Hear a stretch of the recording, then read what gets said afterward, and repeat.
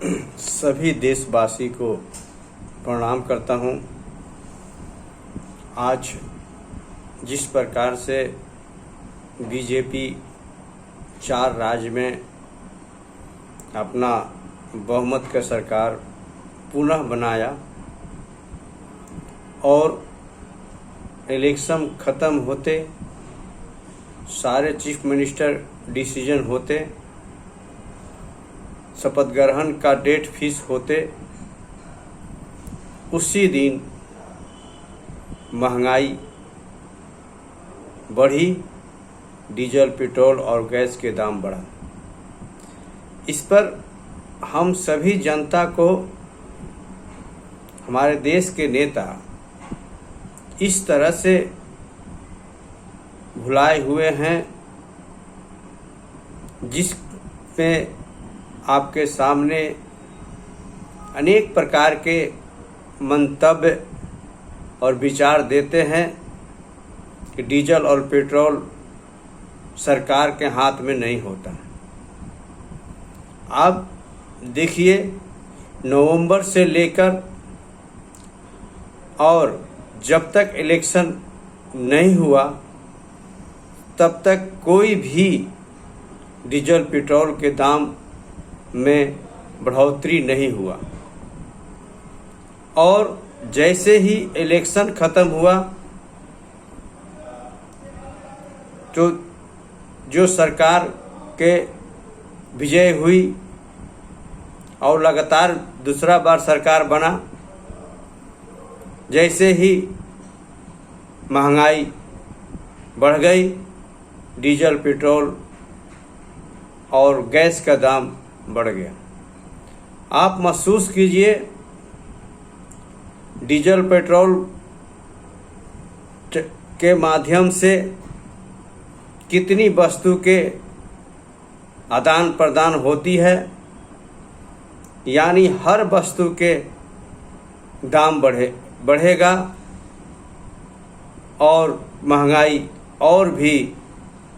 पहले भी महंगाई थी और महंगाई बढ़ेगी। इस पर हम सभी जनता किस तरह से इस सरकार के में हम लोग विश्वास कर रहे हैं, इस पर मोदी जी किस प्रकार से भारत के देश के नागरिक को 2-3 मंत्र ऐसे दे दिए हैं जिससे कि हम भारतीय बहुत ही खुश हैं और इस सरकार पर हम विश्वास कर रहे हैं। इन्होंने महंगाई को एक कामयाबी के रूप में हम भारतवासी को सामने दिखा रहे हैं, इसलिए हम सब भारतवासी इन्हें वोट देकर विजय बनाए जा रहे हैं। आप याद कीजिए, 2014 का इलेक्शन पूर्ण रूप से भारतीय जनता पार्टी के पास मुख्य विचार ही, मुख्य मुद्दा ही महंगाई के था। उस महंगाई के कारण ही पूर्ण बहुमत के सरकार भारत के जनता दी थी और पीछे के सरकार को हराए थी, और उस मुद्दा को आज जनता के सामने मोदी जी इस तरह से अपने विचारधारा से जनता के सामने परिवर्तन कर दिए हैं कि महंगाई ही हर जनता को कामयाबी नज़र आ रहा है। जितनी महंगाई बढ़ रही है, बेरोजगारी बढ़ रही है, भारत के अर्थव्यवस्था में कमी आ रही है, उतना ही बीजेपी के लोग वोट में बढ़ोतरी कर रहे हैं। इस चीज़ में बीजेपी को वास्तविक में एक सराहनीय के योग है कि इतनी बड़ी भारत में हर व्यवस्था में कमी हुई है, फिर भी भारत सरकार जो वर्तमान के सरकार है वो हमेशा विजय की मार्ग में उसे कोई बाधा नहीं पहुंच रहा है और विजय होती जा रही है। मैं भारत के जनता के पे बड़ा गौरव रखता हूँ, आत्मविश्वास रखता हूँ कि लोग इसे बहुत ही गहराई विचारधारा से सोचें और आने वाला समय में आप कैसे अपने बाल बच्चे परिवार को सुखी, संपन्न और बेरोजगारी से मुक्ति पाइएगा, उस योजना के आधार पे आप आगे सोच विचार के अपने सरकार को वोट दीजिए। आप छोटी मोटी लाभांतरित में अपने विचार को मत बदलिए, जिस प्रकार से आपको अनेक प्रकार की वातावरण को पैदा किया जाता है। कहीं राष्ट्रभक्ति की पैदा किया जाता है, कहीं बहुत सारे भारत माता की जय बोलकर आपको राष्ट्रभक्ति दिखाई जाती है, वंदे मातरम बोल के राष्ट्रभक्ति दिखाई जाती है। कहीं आपको राम जय श्री राम के नारा लगाकर धर्म की याद दिलाया जाता है। इस सभी पे आपको विचार करना चाहिए और सोचना चाहिए कि किस प्रकार से हम सभी जनता को लोग दिन पर दिन गरीबी के मार्ग में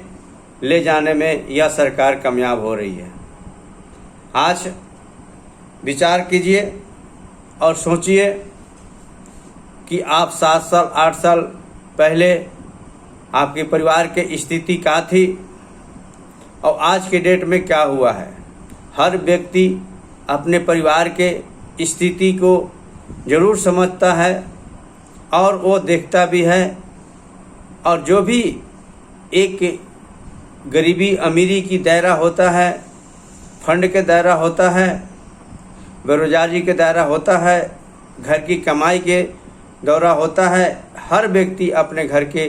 परिस्थिति को समझता है। उस पर विचार डालकर देखिए तो आपको पता चलेगा कि वास्तविक में यह सरकार आपके लिए क्या कर रहा है। जिस प्रकार से आप लोगों ने देखा होगा, हम क्या बोल रहे हैं आप लोग खुद महसूस किए होंगे कि आज जिस प्रकार से हम सभी जनता को लाभांतरित किया जा रहा है कि आपको कोरोना में अनाज दे दिया गया,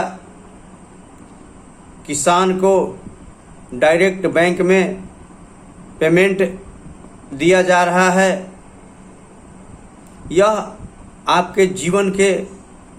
ताकतवर बनाने की व्यवस्था नहीं है। आप दिन पर दिन यह कमज़ोर ही बनिएगा। इससे आपको फैमिली की विकास नहीं होगी, आपके घर में शिक्षा नहीं प्राप्ति होगी, आपके घर में खुशहाली प्राप्ति नहीं होगी। आप केवल सरकार के फंड से अपने जीवन को थोड़ी देर के लिए चला सकते हैं। लॉन्ग टाइम के लिए आपके पास कोई भी इस सरकार के सामने योजना नहीं है। इसलिए हम सभी भारतवासी को, भारत के नागरिक को अपने विचारधारा से अपने बच्चे की भविष्य के लिए, बुजुर्ग के दवाई के लिए और माता पिता की सुरक्षा के लिए और भारत के दुनिया में अच्छे ताकतवर देश बनने के लिए इस सभी विचार पे सोच समझकर आप लोग अपना मत का प्रयोग कीजिए। तभी है आप एक बुद्धिजीवी भारतीय नागरिक, राष्ट्रभक्त और माता भारती की वास्तविक में लाल कहलाइएगा। आप अगर अपने विचारधारा को केवल लाभांतरित विचारधारा से और शॉर्ट लाभांतरित विचारधारा से उम्मीद कर आप किसी व्यक्ति को, किसी पार्टी को अच्छे नीति को समझकर उसे विजय बनाते जा रहे हैं, यह आप एक देश भक्ति के को आप सही प्रयोग नहीं कर रहे हैं। जिस प्रकार से इलेक्शन के पीरियड में लोगों ने पता नहीं क्या क्या जनता के हित में बोल देते हैं, जिसके कारण जनता लाभांतरित मनोकांक्षा के आधार पे उस पार्टी को वोट दे देती है। हमें मात्र एक ही हर जनता के मांग होना चाहिए, जो कि आपको रोजगार मिले, शिक्षा मिले, आपके बच्चे के पालन पोषण करने की अच्छी व्यवस्था मिले, जिससे हम सभी परिवार अपने स्वावलंबी को महसूस करते अपने जीवन को आगे बढ़ाएं,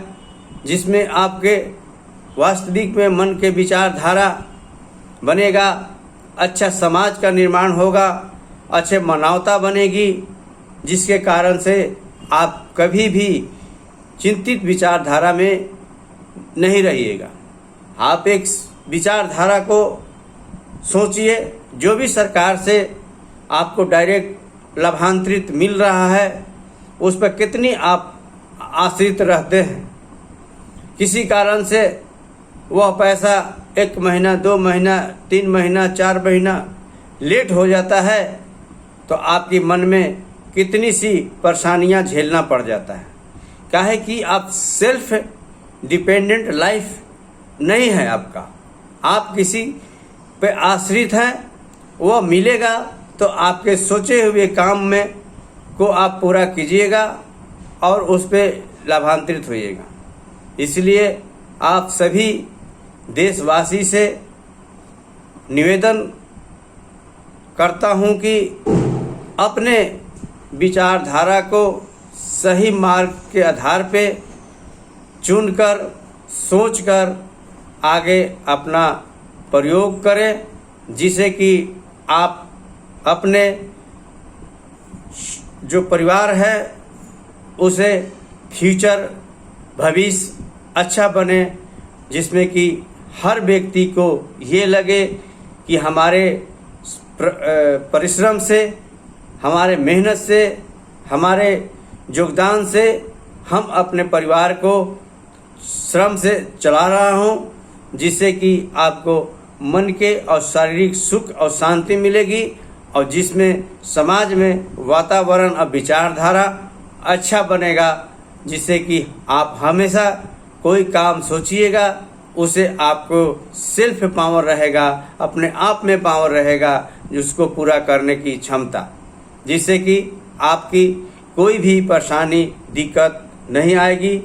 क्योंकि आपका अपना मेहनत का, अपना विचार का, अपना घर का, अपना परिवार का, अपना समाज के, अपने गांव के, अपना देश के ये व्यवस्था है, जिससे कि अपने लाइफ में कभी भी जीवन परेशानी नहीं आएगी। इसी वाणी के साथ मैं आज की वाणी को समाप्त करता हूं और सभी जनता से को प्रणाम करते हुए मैं छोटा भाई, बड़े भाई, आपके भतीजा, आपका बेटा सलाह देता है कि वास्तविक में जिस प्रकार से हमारे संविधान में प्रजातंत्र की व्यवस्था बनाया हुआ है, उसको वास्तविक में सोच समझकर प्रयोग कीजिए। किसी नेता, किसी लीडर, किसी महान व्यक्ति चाहे कोई भी भाषण में क्या बोलता है उस पर सोच समझकर आप उस पर आधारित होकर मत विचार कीजिए। अपने विचारधारा को अपने सोच समझकर विचार कर इस मत का प्रयोग कीजिए। इस मत में बहुत ताकत होता है, आपके जीवन स्तर को बदल सकता है, इसलिए इसे जरूर सोच समझ कर वोट दीजिए। इसी वाणी को साथ में प्रणाम करता हूँ और अपने वाणी को समाप्त करता हूँ। जय हिंद, जय भारत, जय मानव समाज।